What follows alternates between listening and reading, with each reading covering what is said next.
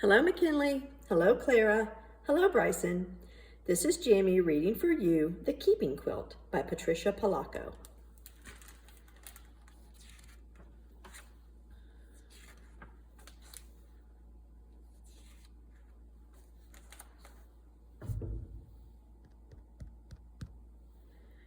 When my great-grandma Anna came to America, she wore the same thick overcoat and big boots she had worn for farm work.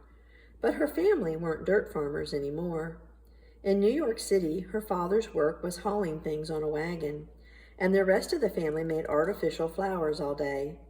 Everyone was in a hurry, and it was so crowded, not like back home Russia.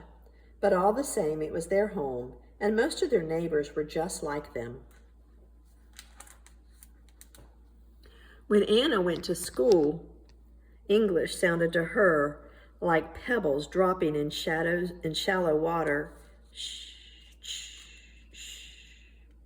In 6 months, she was speaking English. Her parents almost never learned, so she spoke English for them, too. The only things she had left of back home Russia were her dress and babushka she liked to throw up in the air when she was dancing. And her dress was getting too small. After her mother had sewn her a new one, she took her old dress and babushka. Then, from a basket of old clothes, she took Uncle Vladimir's shirt, Aunt Havala's nightdress, and an apron of Aunt Natasha's. "We will make a quilt to help us always remember home," Anna's mother said. "It will be like having the family in back home Russia dance around us at night." And so it was. Anna's mother invited all the neighborhood ladies. They cut out animals and flowers from the scraps of clothing. Anna kept the needles threaded and handed them to the ladies as they needed them. The border of the quilt was made of Anna's babushka. On Friday nights, Anna's mother would say the prayers that started the Sabbath. The family ate challah and chicken soup. The quilt was the tablecloth. Anna grew up and fell in love with great-grandpa Sasha. To show he wanted to be her husband, he gave Anna a gold coin, a dried flower, and a piece of rock salt, all tied in a linen handkerchief. The gold was for wealth, the flower for love, and the salt so their lives would have flavor. She accepted the hanky, and they were engaged. Under the wedding chuppah, Anna and Sasha promised each other love and understanding. After the wedding, the men and women celebrated separately.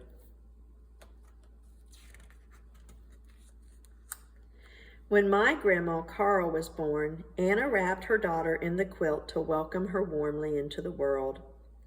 Carl was given a gift of gold, flour, salt, and bread. Gold, so she would never know poverty. A flower, so she would always know love. Salt, so her life would always have flavor. And bread, so that she would never know hunger. Carl learned to keep the Sabbath and to cook and clean and do washing. "Married you'll be one day," Anna told Carl. And again, the quilt became a wedding chuppah, this time for Carl's wedding to Grandpa George. Men and women celebrated together, but they still did not dance together. In Carl's wedding bouquet were a gold coin, bread, and salt. Carl and George moved to a farm in Michigan, and great-grandma Anna came to live with them. The quilt once again wrapped a new little girl, Mary Ellen. Mary Ellen called Anna Lady Grandma. She had grown very old and was sick a lot of the time. The quilt kept her legs warm. On Anna's 98th birthday, the cake was a kulik, a rich cake with raisins and candied fruit in it.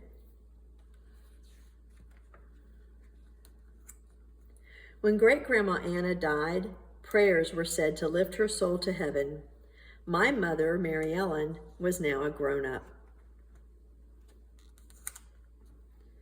When Mary Ellen left home, she took the quilt with her. When she became a bride, the quilt became her huppah. For the first time, friends who were not Jews came to the wedding. My mother wore a suit, but in her bouquet were gold, bread, and salt. The quilt welcomed me, Patricia, into the world, and it was the tablecloth for my first birthday party. At night, I would trace my fingers around the edges of each animal on the quilt before I went to sleep. I told my mother stories about the animals on the quilt.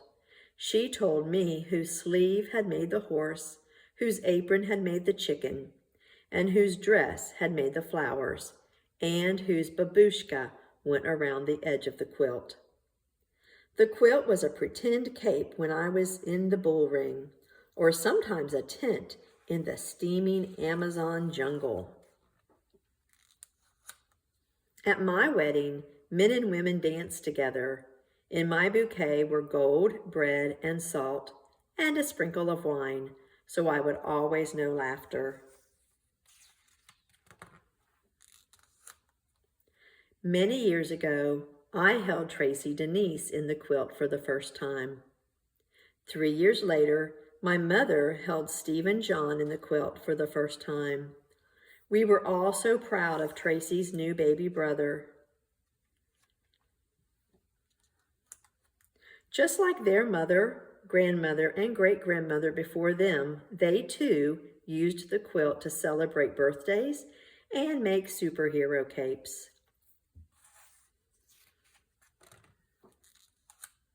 As the years passed and Tracy and Stephen were growing up, their grandmother took pleasure at every family gathering to tell the story of the quilt.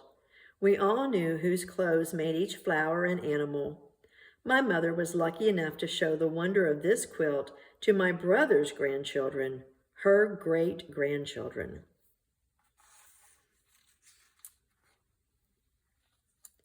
When my mother died, prayers were said to lift her soul to heaven. Tracy and Stephen were now all grown up and getting ready to start their own lives.